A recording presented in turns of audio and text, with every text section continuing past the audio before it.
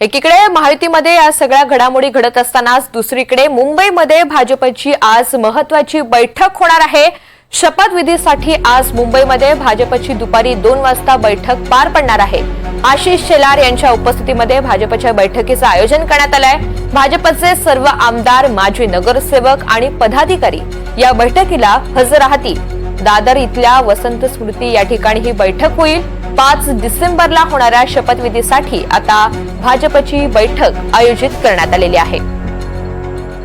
प्रतिनिधी विशाल पाटील आपल्याला या सगळ्या संदर्भात अधिकची माहिती देतील। विशाल, आज मुंबईमध्ये भाजपची बैठक होतीये, काय अजेंडा?